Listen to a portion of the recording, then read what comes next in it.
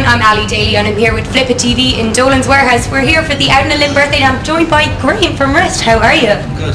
It's actually really, really good to see you in Limerick again because it's been since the Give Man a Cake gig, was it? I'd say it's, we might have had one before or since then.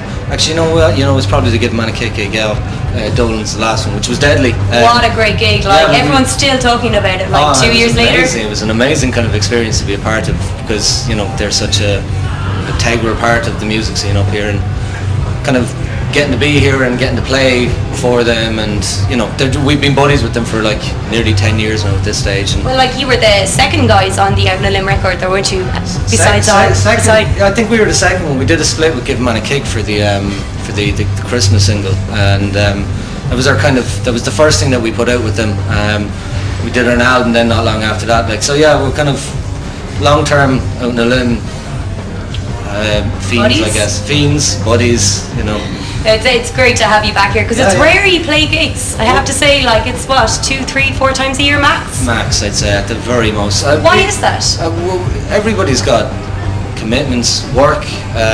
We're even looking at the point of recording an album, where, we've got money to spend and we've got kind of ideas about what we want to do, but it's a case of everybody being able to get work off at the same time. It's, you can't do it. Not everybody can just book the 2 weeks off and head off and go record, and then there's girlfriends involved in the band, and there's a lot of commitments. There's things outside the band. It's very much a kind of a part-time concern, but it's a part-time concern that we're very much into, that we very much enjoy. But realities outside the band, bills to pay.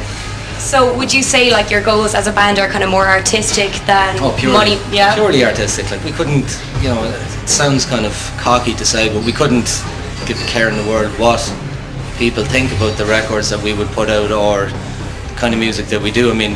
For the most part, like you said, we might play 4, 5, 6 times a year, maybe a few more if we had something to release, but the rest of the year we'd spend down in a basement in my parents' house, completely shut out from sunlight or the rain or whatever it is, locked away.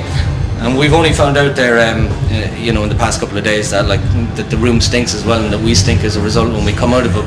But that was news to me. I only found that out actually today. I might move over to this chair. Yeah, it's not a bad idea. Is that okay? Would it be rude? I understand that. I totally understand that. Fucking prog rockers, Exactly. This new pong is new to me. But we spend most of the time down there, and then we're not really writing the music, to sell records. We're not writing the music to even get gigs. We're writing the music because that's the only thing that we kind of know how to do after about 10 years of playing together. Yeah. Well, you started out back in '99, I'd say, wasn't it? Yeah, roughly. You were all in school with Wretch. Wretch, Kaya's tribute band. Yeah. But it's over the years, you've incorporated a lot of kind of prog rock, post rock, kind of even doom into your sound. 12 years later, how do you think your sound is? What direction is your sound taking? I suppose to a kind of a certain degree, it's the reason that it takes us so long to do something. The other reason then is just because it's so hard always to get together and to kind of flesh these ideas out, but because everybody's always into kind of different things, and at one point somebody might be into electronic music, at another point somebody might be into doom, somebody else might be into tech metal, somebody else might be into prog, and you come in, you bring these ideas in, and it's how do you make it fit with that, how do you make it fit with this, and it's difficult, and it is really an elimination process. It's about kind of finding what works best for everybody, and it's a purely democratic process. If somebody doesn't like something, you just say it, and that's it. That's not considered anymore. So it's a case that I suppose it's a case of just weeding out the weak stuff in everybody else's mind and just leaving the stuff that everybody is happy with. And it's a very long process, and we tend to agonise, I suppose, to a certain degree over how we structure things. And there's some very musical guys in the band, and there's always options about how to stretch things out, but it's finding the right option. It's finding the kind of thing that kind of suits everybody best and that sounds best for the band. Well, that's the price you pay for democracy, though. So So Rest Re is kind of a fusion of all your artistic contributions together, and there's no stronger songwriter than the next. No, well, there are people who might have bring in more riffs than others, and then I suppose it goes through phases, and it depends again on what everybody's listening to. But generally, we do try and find a kind of a it's like everybody has their corner, and then it's, if you can forgive the kind of the analogy, like, but it's like everybody pisses in their corner and finds out where it overlaps, like, and it's that sweet fragrance spot in the middle. Then, like, that's the point, like, where we kind of say, like, yeah, we're all into this and we're all into that. That's alright, like. Also, like, how do you think living in Cork has influenced your style of music? Because obviously the scene was pretty strong there for a while, with 10 past 7 there a few years back, like. So do you think that has influenced your style of music? Well, we don't sing, like, because of the accent mostly. So that's probably the biggest influence that it's had on us. That's actually probably why there's so many instrumental bands from Cork. I never thought about that. There you go. Now it's an eye opener. In terms of, like, bands. There wasn't a lot of instrumental bands when we started. There was a band called Weevil, kind of members went on to form Waiting Room afterwards, and they were kind of a big influence on us at the time. And there was a lot of hardcore bands, things like that at the time, when I suppose kind of stuff that we were doing was kind of falling somewhere in between.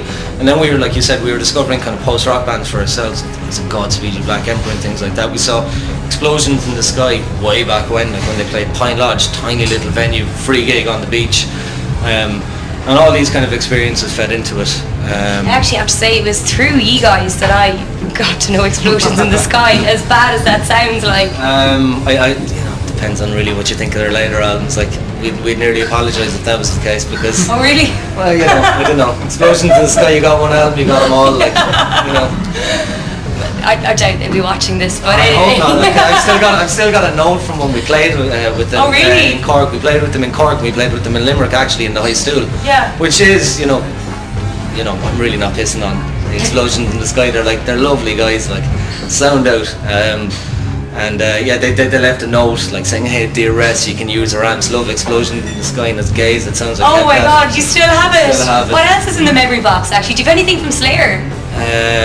Oh no, you know what? Right, the Slayer thing was we put ourselves in for it. We tried to get in for it. And Really? We didn't get it, like, So I've just got a letter that I wrote to Slayer saying, "Dear Slayer, fuck you." But I've got that in the memory box as well. I never That's sent hilarious. it. I don't know where I found that out, like.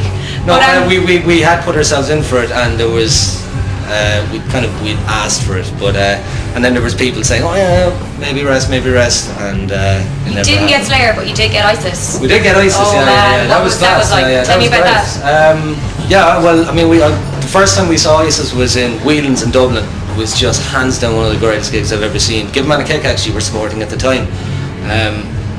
One of the support acts, and it was just fucking amazing. Like, just pure density, pure heaviness. Just, I don't know, you just got lost in it. Like, people couldn't even move. It was so packed there.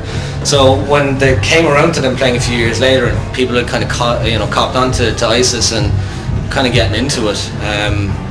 Timo from UMAC Promotions had gotten onto us, and he'd kind of put us on a few of his gigs, and kind of said, "You want to support ISIS?" We were like, "Yeah, absolutely." Like, but we had to, myself and my brother had to fly up from Cork to Dublin, because we couldn't get out of we couldn't get work off in time. Serious? So we had to book flights, flying to Dublin, send two of the other lads up earlier with all of our gear, which was, an unbelievable hassle. The flight got delayed. We thought we were going to miss the gig. We got up there, we got a bus, drove down to Temple Bar, ran in, like, "What's going on?" "Oh no, it's okay, the Champions League is on." Like, it's, you got about another hour, like, before That's you have to go on. Like, though. fucking hell, like, it was ridiculous. But we got up and we played, and it was amazing. Lads were lovely. And how did you take the news last summer then, when they broke up? Splitsville? Again, it's the Explosions in the Sky kind of scenario, where it's just think like, they got out ahead? No, I really enjoy their earlier records, because they seemed slightly different at the time, but by the time they were releasing the last records, there were so many bands doing that kind of thing. And I suppose it sounded like, to me, their sound had kind of been diluted somewhat from the reason that I got into it was because they had this kind of hard to pin down, is heaviosity kind of word? Yeah. I'm using it for the sake of this now. Heaviosity. Heaviosity, I like it. It works. Dictionary. For an instrumental band, you can weigh it words. Heaviosity, yeah. That's the journalist now, isn't it? But yeah, I don't know, I kind of just tailed off, and I suppose, when you get into a band, and you're mad into a band, and it's crazy, and you find a load of other bands that are kind of similar, and then you kind of start branching off from that, and you find the kind of, I suppose, the stuff on the fringe that may be a bit more extreme, kind of the band that got you in there Yeah. kind of gets sidelined a bit, and that was kind of the case with ISIS. Kind of discovered a lot of bands through them. So, you know, I suppose I'm eternally grateful to them for that, like, because they introduced us to a whole lot of stuff, and you know, we get ISIS comparisons an awful lot. I don't personally hear it, but we do get them, and I wouldn't take that as a criticism. I'll take that as a good thing. Yeah, I'd say. exactly. But you were saying you're looking to record a new album. So what kind of a vibe do you think we can expect from this? Heavy and technical. Yeah, is there going to be more kind of synthy stuff going on there? There's a little bit. I wouldn't say that it's going to be too dominant on the record. It's, you know, it's working its way in slowly. I got a lot of synths myself, like, that I've been kind of using for. What's your favourite toy, actually? My Moog synthesizer. Oh yeah? Yeah, absolutely. 1979. It doesn't stay in tune. I can't use half the keys The on it. best thing about the Moog synthesizer is that there's so many different musicians that will say that, from house DJs to like prog rock instrumentalists. Like, it's unreal. It's a complete musician's toy. Yeah. I mean, my one now doesn't stay in tune. Half the keys don't work, so I can only play certain things.